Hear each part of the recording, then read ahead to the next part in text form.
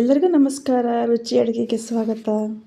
ಇವತ್ತು ಪತ್ರೊಡೆ ಮಾಡ್ತಾಯಿದ್ದೀನಿ ನಾನು. ಆದರೆ ಪತ್ರೊಡೆನ ಕೆಸುವಿನೆಲೆಯಿಂದ ಮಾಡ್ತಾಯಿಲ್ಲ. ಕೆಸುವಿನೆಲೆ ಎಲ್ಲ ಕಡೆ ಸಿಗೋದಿಲ್ಲ ಅದು. ಮತ್ತು ಹೆಂಗೆ ಮಾಡ್ತೀರಾ ಅಂತ ಕೇಳ್ತೀರಾ? ಬನ್ನಿ, ನಾನು ಪಾಲಕ್ ಸೊಪ್ಪಲ್ಲಿ ಪತ್ರೊಡೆ ಮಾಡ್ತಾಯಿದ್ದೀನಿ. ಅದು ಹೇಗಂತ ನಿಮಗೆ ತೋರಿಸ್ಕೊಡ್ತೀನಿ. ಬನ್ನಿ, ಹಾಗಿದ್ರೆ ಶುರು ಮಾಡೋಣ.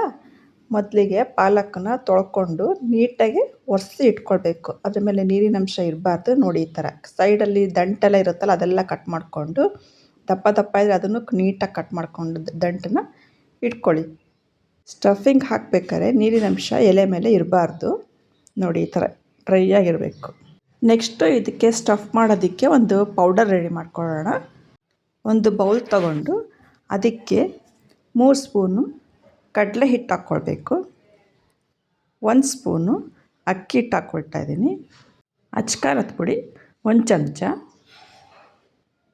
ಅರ್ಧ ಚಮಚ ಧನಿಯಾ ಪುಡಿ, ಅರ್ಧ ಚಮಚ ಜೀರಿಗೆ ಪುಡಿ, 1/4 ಚಮಚ ಅರಿಶಿನ, 1/4 ಚಮಚ ಕಾಳುಮೆಣಸಿನ ಪುಡಿ, ರುಚಿಗೆ ತಕ್ಕಷ್ಟು ಉಪ್ಪು ಎಲ್ಲ ಹಾಕ್ಕೊಂಡು ಚೆನ್ನಾಗಿ ಮಿಕ್ಸ್ ಮಾಡ್ಕೊಳ್ತಾ ಇದ್ದೀನಿ.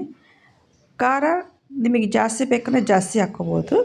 ಸ್ವಲ್ಪ ನಿಂಬೆಹಣ್ಣಿನ ರಸ ಹಾಕ್ಕೊಳ್ತಾ ಇದ್ದೀನಿ. ನೀರು ಹಾಕ್ಕೊಂಡು ಇದನ್ನು ಒಂದು ಪೇಸ್ಟ್ ಮಾಡ್ಕೊಳ್ಳೋಣಂತೆ. ತುಂಬ ತೆಳ್ಳಗೆ ಬೇಡ, ತುಂಬ ಗಟ್ಟಿನೂ ಬೇಡ, ಆ ಥರ ಕಲಿಸ್ಕೊಳ್ಬೇಕು. ಕಲಿಸ್ಕೊಂಡಾದ್ಮೇಲೆ ಉಪ್ಪು ಖಾರ ಸರಿ ಇದೆಯಾ ಸ್ವಲ್ಪ ಟೇಸ್ಟ್ ಮಾಡಿ ನೋಡಿ. ಇಲ್ಲಾಂದರೆ ಆಮೇಲೆ ಉಪ್ಪು ಖಾರ ಸರಿ ಮಾಡೋಕ್ಕೆ ಬರಲ್ಲ ಇದಕ್ಕೆ. ಈ ಥರ ಕಲಿಸ್ಕೊಂಡ್ರೆ ಸಾಕು. ಇದು ರೆಡಿ ಇದೆ. ನೆಕ್ಸ್ಟು ಒಂದು ತಟ್ಟೆ ತಗೊಳ್ಳೋಣಂತೆ. ತಟ್ಟೆ ತಗೊಂಡು ನಾವು ಪಾಲಕ್ ಎಲೆಗಳನ್ನ ತೊಳೆದಿಟ್ಕೊಂಡಿದ್ದೀವಲ್ಲ, ಅದನ್ನು ನೀಟಾಗಿ ಜೋಡಿಸ್ಕೊಳ್ಳೋಣ. ದೊಡ್ಡ ದೊಡ್ಡ ಎಲೆ ಇರುತ್ತಲ್ಲ, ಅದು ಫಸ್ಟ್ ಕೆಳಗೆ ಇಟ್ಕೊಳ್ಳಿ. ಈ ಥರ ಜೋಡಿಸ್ಕೊಳ್ಳಿ ಅಗಲವಾಗಿ, ಒಂದ್ರ ಮೇಲೊಂದು ಒಂದ್ರ ಮೇಲೊಂದು. ಇವಾಗ ನಾವು ಪೇಸ್ಟ್ ರೆಡಿ ಮಾಡಿ ಇಟ್ಕೊಂಡಿದ್ದೀವಲ್ಲ, ಅದನ್ನು ನಿಧಾನಾಗೆ ಸ್ಪ್ರೆಡ್ ಮಾಡ್ಕೋಬೇಕು. ಹಚ್ಚಬೇಕಾದ್ರೆ ಗಟ್ಟಿ ಆಗ್ತಿದೆ, ಸ್ಪ್ರೆಡ್ ಆಗ್ತಿಲ್ಲ ಅಂದರೆ ಸ್ವಲ್ಪ ನೀರು ಹಾಕ್ಕೊಂಡು ಸ್ವಲ್ಪ ತೆಳ್ಳಗೆ ಮಾಡ್ಕೊಳ್ಳಿ. ತುಂಬ ತೆಳ್ಳಗೆ ಮಾಡ್ಕೊಳಕ್ಕೆ ಹೋಗಬೇಡಿ. ನೋಡಿ, ಈ ಥರ ಎಲ್ಲದಕ್ಕೂ ಸ್ಪ್ರೆಡ್ ಮಾಡ್ತಾ ಹೋಗಬೇಕು ನಿಧಾನವಾಗಿ. ಈಗ ನೋಡಿ, ಫಸ್ಟ್ ಲೇಯರು ರೆಡಿಯಾಗಿದೆ. ಎಲ್ಲ ಕಡೆ ಪೇಸ್ಟ್ ಹಚ್ಚಿ ರೆಡಿಯಾಗಿದೆ. ಇದು ಇಷ್ಟು ಸಾಕು. ನೆಕ್ಸ್ಟು ಮತ್ತೆ ಎಲೆಗಳನ್ನ ತೊಗೊಳ್ಬೇಕು. ಇವಾಗ ಸ್ವಲ್ಪ ಸಣ್ಣ ಸೈಜ್ ಎಲೆ ಇಟ್ಟರು ನಡೆಯುತ್ತೆ, ಏನು ತೊಂದರೆ ಇಲ್ಲ. ಬೇಸಿಗೆ ಮಾತ್ರ ದೊಡ್ಡ ಎಲೆ ಇಟ್ಕೋಬೇಕು. ಇಲ್ಲಾಂದರೆ ಫೋಲ್ಡ್ ಮಾಡಬೇಕಾದ್ರೆ ನಿಮಗೆ ಫೋಲ್ಡ್ ಮಾಡೋಕ್ಕೆ ಬರಲ್ಲ, ಹೊಡೆದು ಹೋಗ್ತಾ ಇರುತ್ತೆ. ಮತ್ತು ಇವಾಗ ಪೇಸ್ಟನ್ನ ಎಲ್ಲ ಕಡೆ ಸ್ಪ್ರೆಡ್ ಮಾಡ್ಕೋಬೇಕು ನೀಟಾಗಿ. ಸೆಕೆಂಡ್ ಲೇಯರ್ನು ಕಂಪ್ಲೀಟ್ ಆಗಿದೆ. ಈ ಥರ 3 ಲೇಯರ್ನ ಮಾಡ್ಕೊಳ್ಬೇಕು. ಆವಾಗ ನಿಮಗೆ ವಡೆ ಚೆನ್ನಾಗಿ ಬರುತ್ತೆ. ಇವಾಗ ಎಲ್ಲ ರೆಡಿಯಾಗಿದೆ. 3 ಲೇಯರನ್ನು ನಿಧಾನಾಗಿ ಫೋಲ್ಡ್ ಮಾಡ್ಕೊಳ್ಳೋಣಂತೆ ರೌಂಡಾಗೆ. ನೋಡಿ, ಹುಷಾರಾಗಿ ಫೋಲ್ಡ್ ಮಾಡ್ಕೊಳ್ಳಿ. ಗಡಿಬಿಡಿ ಮಾಡಿಕೊಂಡ್ರೆ ಅದು ಬರೋದಿಲ್ಲ. ನಿಧಾನಕ್ಕೆ ಫೋಲ್ಡ್ ಮಾಡ್ಕೊಳ್ಬೇಕು. ಪತ್ರೊಡೆ ಅನ್ನೋದು ಮಲೆನಾಡಲ್ಲೆಲ್ಲ ತುಂಬ ಫೇಮಸ್ಸು. ಎಲ್ಲರ ಮನೆಯಲ್ಲೂ ಮಾಡೇ ಮಾಡ್ತಾರೆ ಇದನ್ನು. ತುಂಬ ಟೇಸ್ಟಿಯಾಗಿರುತ್ತೆ. ಕೆಸುವಿನ ಎಲೆಗೂ ಪಾಲಕ್ ಎಲೆಗೂ ಏನು ಡಿಫ್ರೆನ್ಸ್ ಏನು ಅನಿಸೋದಿಲ್ಲ. ಫ್ಲೇವರ್ ಹೆಚ್ಚು ಕಮ್ಮಿ ಆಗುತ್ತೆ ಬಿಟ್ಟರೆ ಟೇಸ್ಟ್ ವೈಸ್ ಒಂದೇ ಬರುತ್ತೆ. ಸಿಗದೇ ಇದ್ದವ್ರು ಈ ಥರ ಮಾಡ್ಕೊಂಡು ತಿನ್ಬೋದು. ಸಿಟಿ ಕಡೆ ಎಲ್ಲ ಸಿಗೋದಿಲ್ವಲ್ಲ ಕೆಸುವಿನೆಲೆ. ನೋಡಿ, ಈ ಥರ ಚೆನ್ನಾಗಿ ಫೋಲ್ಡ್ ಮಾಡ್ಕೊಳ್ಬೇಕು.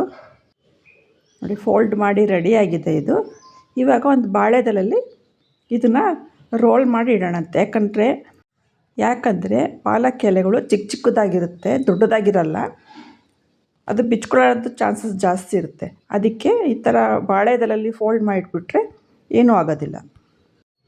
ಬಾಳೆದೆಲೆ ಇಲ್ಲ ಅಂದರೆ ಹೂ ಕಟ್ಟೋ ದಾರ ಎಲ್ಲ ಇರುತ್ತಲ್ಲ, ಹಸಿ ದಾರ ಅಂತ, ಅದನ್ನೊಂದು ರೌಂಡ್ ಸುತ್ತಬಿಡಿ. ಆವಾಗ ಏನೂ ಬಿಚ್ಕೊಳ್ಳೋದಿಲ್ಲ, ಅದು ಗಟ್ಟಿಗೆ ಕುತ್ಕೊಂಡಿರುತ್ತೆ.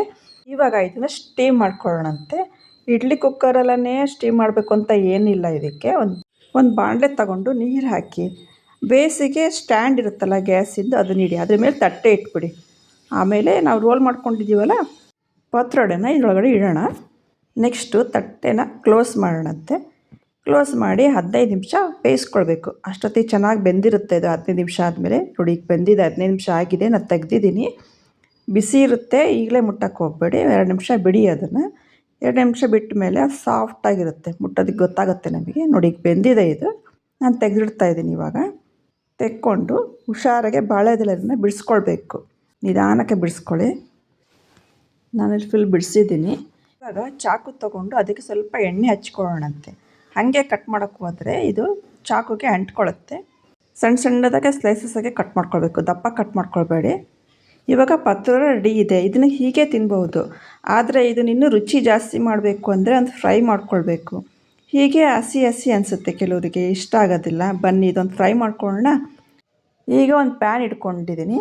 ಇದಕ್ಕೆ ಸ್ವಲ್ಪ ಎಣ್ಣೆ ಹಾಕ್ಕೊಂಡಿದ್ದೀನಿ. ನಾನು ತವಾ ಫ್ರೈ ಮಾಡ್ಕೊಳ್ತಾ ಇದ್ದೀನಿ. ನೀವು ಅದನ್ನು ಕರಿದ್ಲೂಬಹುದು, ಕರೆದ್ರೂ ಚೆನ್ನಾಗೇ ಇರುತ್ತೆ, ತವಾ ಫ್ರೈ ಅದು ಚೆನ್ನಾಗೇ ಇರುತ್ತೆ.